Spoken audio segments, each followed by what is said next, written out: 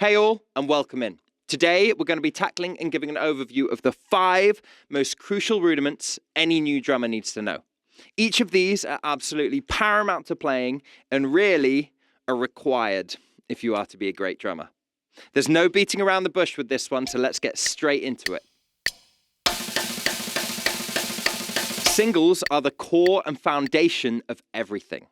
There are countless drummers who made it big who never bothered learning anything else, except maybe buzzes and flams, and are still world-class drummers. Think Ringo Starr, Dave Grohl, etc. As a beginner, I would say you don't need to work on finger control for a while, and at the beginning, you should practice singles generated from the wrist. If you're struggling to get them up to speed, you can look up molar technique, which will help you use your arms / your elbow to generate the stroke. Your arms will naturally be stronger than your wrists at the beginning of your drumming journey, but slower than the wrists and fingers. And whilst wrist strength is a crucial aspect of drumming, it will take a bit of time to build. For now, whatever you need to do to generate the speed is fine, and we can refine technique later. The most applicable, and luckily for us drummers, the easiest way to get this going, is to start practicing them accenting the first note of every group of 4. That is to say, the first right-hand hit of right, left, if you're a right-handed player. Let's practice them at 3 speeds as 16th notes, 65 BPM, 120, and 180.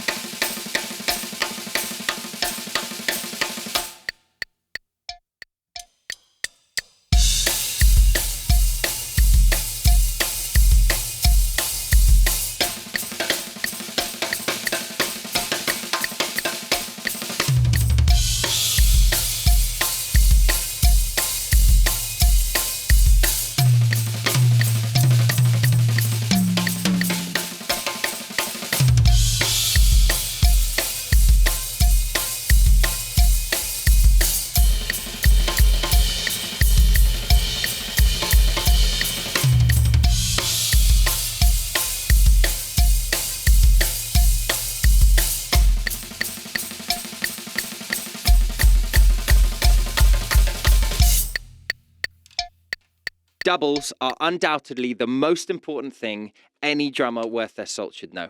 Yes, you can get big without them, but I would argue probably only if you have a great band to ride on their journey with. If you want to be respected independently as a drummer in your own right, you must know how to play double strokes well, fast, and smoothly. I've done a whole video on building up your double strokes from absolute scratch, which you can look up here. The only thing I wish I'd mentioned in that video is that the initial stroke should be generated from the wrist rather than the arm. As you know where to go to practice them, let's just have a look at some applications.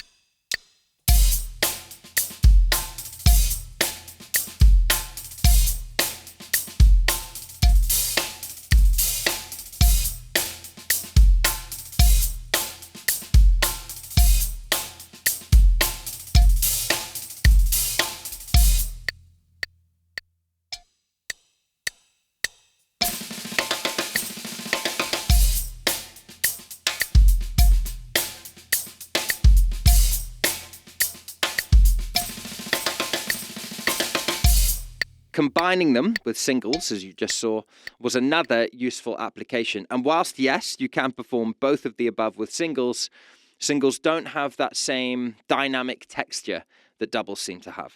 In addition, doubles, once you've got the technique down, use far less energy than singles. They're easy to pull off, and you can do them for long periods of time without getting tired. Just to really drive home the point on doubles, you will also not be able to play any interesting sticking patterns without them. An example of a core one, which is absolutely paramount to know, is Paradiddles. Right, left, left, left. At first, you'll have to really think about what the sticking is, but as time goes on, you'll be able to inject them into grooves and fills at leisure. To get to that point, practice them for extended periods of time, daily. This is just a direct example of plugging the paradiddle pattern straight into a groove. You've got a bass drum on the first right, and a loud snare on the first left of the left-hand side paradiddle. They also sound great as part of a fill.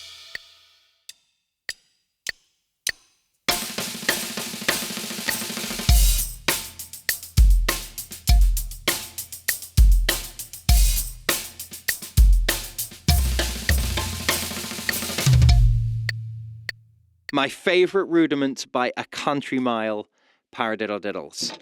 Right, left, left, left. You can use these in fills, which I do all the time, in both 32nd notes and 16th note triplets, or directly in a groove in 16th note triplets. Have a look.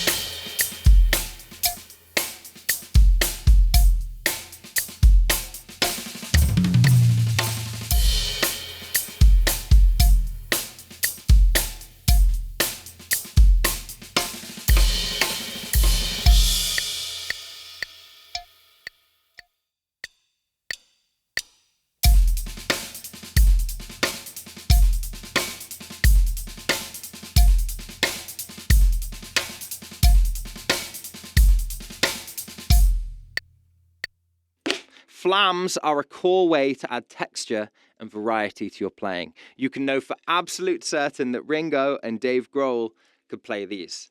Listen to the start of Are You Gonna Go My Way by Lenny Kravitz to see how literally just playing flams can be a wicked way to start a track or complement a riff. For a Dave Grohl example, obviously the start of Smells Like Teen Spirit. All we're going to do is put the left hand up, and I'll try and not hit my mic, right hand down and drop both sticks down at the same time. The right will hit a little bit earlier as it's lower, and this will make the flam. Basically, the flam is one note, but we offset one of the sticks, so it hits a tiny bit earlier, and that will create that flam sound.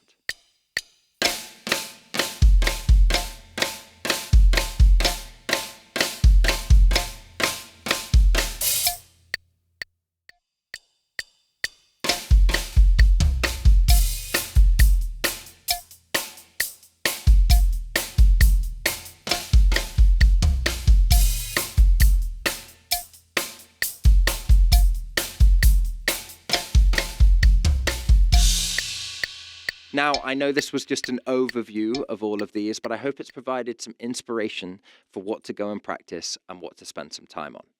Every one of these will be absolutely fantastic to add to your playing, and I guarantee you will not regret a moment of practice on them.